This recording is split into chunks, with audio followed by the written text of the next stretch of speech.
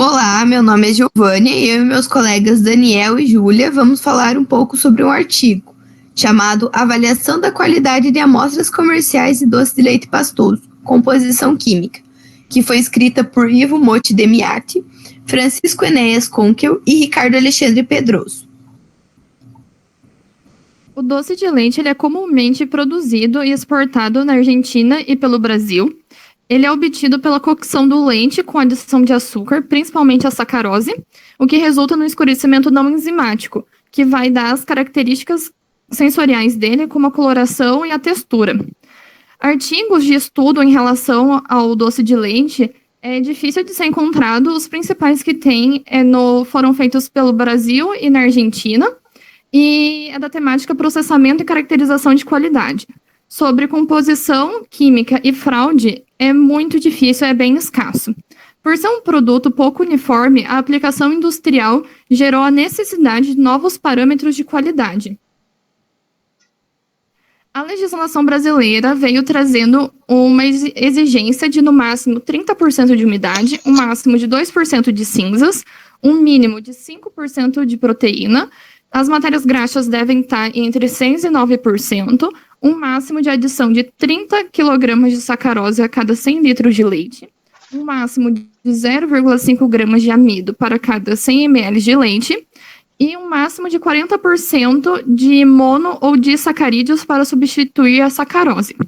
O doce de leite tem, em média, 70% de teor de sólidos, e dependendo da intensidade da reação de Maillard e da caramelização, vai obter produtos entre o marrom claro e o marrom escuro. O doce de leite tem um elevado valor nutricional por conter proteínas, minerais e um bom conteúdo energético. Quando comparado ao leite de vaca, ele é pouco perecível, menos perecível, e a adição de 2% de glucose é muito comum, com o intuito de melhorar a textura e o brilho do produto. O tempo de cocção vai variar de acordo com o objetivo de quantidade de umidade e da coloração que quer obter. Eles podem ser envasados em embalagens rígidas ou semi-rígidas. As rígidas são geralmente de vidro ou de lata e são herméticas. As embalagens semi-rígidas, elas têm um baixo peso, elas reduzem a entrada de oxigênio e a perca de umidade.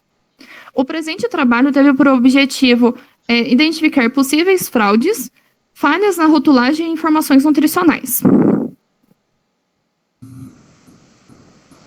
Falando um pouco sobre as análises realizadas. As amostras utilizadas foram 42 amostras de doce de leite que eram comercializadas em São Paulo e no Paraná. Sendo dessas, 5 são produzidas no Rio Grande do Sul, 6 em Santa Catarina, 12 no Paraná, 11 em São Paulo, 7 em Minas e 1 em Goiás. Dessas amostras foram retirados os rótulos e guardados para uma posterior comparação com os resultados. As análises realizadas foram basicamente de umidade, onde houve uma determinação gravimétrica após uma secagem em estufa a 105 graus Celsius por 4 horas. Também realizou-se o cálculo de açúcares totais e redutores, onde para os açúcares totais foi realizado por colorimetria, o que ocorreu após uma hidrólise da sacarose que foi extraída de Saccharomyces cerevisiae. Já os açúcares redutores foram quantificados por Somog-Nelson, onde foi possível a identificação de lactose e glicose, que são os principais açúcares redutores presentes no doce de leite. Para quantificar mais precisamente os teores de glicose e lactose, utilizou-se na glicose um método enzimático, o qual foi descontado do teor total de açúcar redutores, e para a lactose realizou-se uma reta padrão. Já para a quantificação de proteínas, lipídios e cinzas, foi utilizados 3 métodos diferentes. Para proteínas, utilizou-se o método de microKildon, e para lipídios, usou o lactobutirômetro de Gerber, e para cinzas, houve um método gravimétrico que foi realizado após A incineração em mufla a 550 graus Celsius por 4 horas. Já o amido foi extraído a partir da hidrólise após um banho-maria em ebulição por 15 minutos. Posteriormente, foi adicionado ácido acético para correção do pH até 4,5. Depois disso, ocorreu um segundo banho a 60 graus Celsius por cerca de 24 horas. E uma posterior diálise de 24 horas a 45 graus Celsius, o que foi possível enzimaticamente a determinação do teor de glicose, que foi utilizado para a correção do amido. As análises de dados foram realizadas por softwares que foram o Estatística versão 5.0, o qual era capaz de realizar histogramas, estatística descritiva e uma matriz de correlação, e o software Einsight 3.0, que realizou uma análise de componentes principais.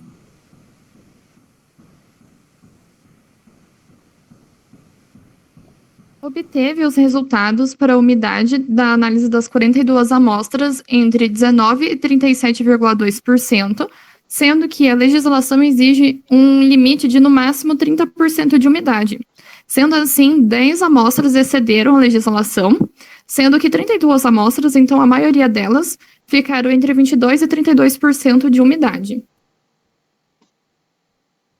O teor de açúcares nas amostras, primeiro sobre a lactose, que é um açúcar de origem animal, responsável pelo gosto do doce de leite, e também pode ser responsável por causar a arenosidade no produto. As 42 amostras ficaram entre 4,7% e 12,7% de lactose. Para a sacarose, as amostras ficaram entre 32,7% e 56,6%, sendo que 30 amostras ficaram entre 40% e 50%. Porém, 2 das amostras ficaram com teor baixo de sacarose, o que ocorreu uma alta umidade, sendo que a sacarose é o principal açúcar adicionado para a confecção do doce de leite. Em relação à glucose, que é adicionada para melhorar a aparência e o brilho do produto, ela estava presente em todas as amostras, porém apenas 26 delas estava declarado no rótulo a adição de glucose. Na análise, as amostras ficaram entre 0,4% até 3,9%, sendo que 37 amostras, então a maioria, estava entre 1% e 3% de glucose. Segundo a legislação, o doce de leite deve apresentar teores mínimos de proteína de 5%. Nas análises foram encontrados valores variando entre 1,4% até 13,9%, onde 8 amostras foram abaixo do estabelecido. A adição de soro de leite e amido podem ser uma possível explicação para esse baixo teor. Os teores de lipídios variavam entre a ausência até 8,4%, onde a ausência foi uma amostra que o leite era desnatado. O valor esperado para as amostras seria de 8%, porém 39 amostras foram abaixo do estabelecido. As cinzas foram determinadas em 28 das 42 amostras. Elas são o melhor indicador da presença de leite no produto. A legislação prevê um máximo de 2% de cinzas e um mínimo de 1,4%. Acima ou abaixo indicará fraude. Uma amostra apresentou teor acima e 15 amostras apresentaram teores abaixo. Uma explicação para isso seria a adição de sais como bicarbonato de sódio ou a ausência de leite. O amido é utilizado na indústria de alimentos como espessante e estabilizante. Seu uso faz com que diminua o valor nutricional, diminuindo a quantidade de proteínas. Porém é permitido uma pequena adição de 0,5 gramas em 100 ml do leite. 15 amostras apresentaram teores superiores a 3%, 6 amostras exibiram teores acima de 5% e apenas 2 amostras seguiram a legislação.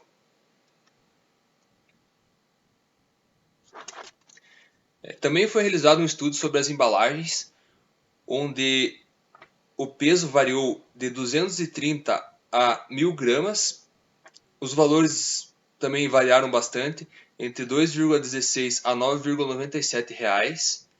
As embalagens também variaram, onde 22 eram feitas de polipropileno, 8 eram feitas de vidro e 12 eram feitas de lata. A validade também variou bastante, onde 18 apresentaram 12 meses de validade, 8 apresentaram 6 meses e 5 apontaram 4 meses de validade. Segundo os autores, os teores de amido foram muito elevados e os teores de proteína foram muito baixos, denominando fraude em alguns produtos, onde gera um certo lucro para o produtor, só que gera prejuízo ao consumidor. Muito obrigado, esse foi a nossa apresentação e até a próxima.